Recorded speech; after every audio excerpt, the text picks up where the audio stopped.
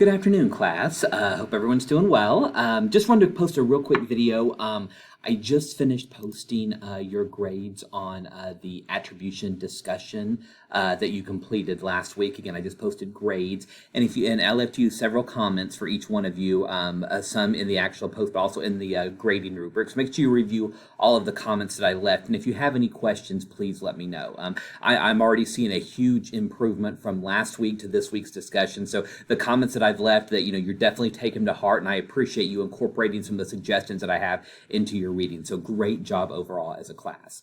The one quick thing that I wanted to bring to your attention is, given where we're at in the semester, we already have 4 or 5 assignments that we've completed, and there are several of you who still have missing assignments, and I understand missing assignments happen all the time. You get sick, COVID is still technically a thing, you have family members that get sick, you get overwhelmed at work, you get overwhelmed, with other things that you're doing with school. I completely understand that those things come up, but the last thing I want is for you to have any zeros on your in your grade, because again, the zero can really hurt your overall grade. So what I'd like to do is offer you a chance that if you have any missing assignments, please, and you would like a chance to not have a zero and to complete them for some additional points, please shoot me an email and let me know what specific one you're missing and what you would like to make up. And I guarantee you we can work out something so that you can be able to get missing points so that you don't have any zeros on your record, because then that's the last thing I want to see. So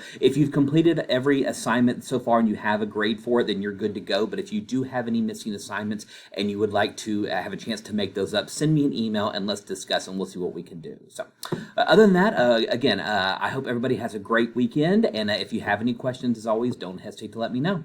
Thanks so much, everyone.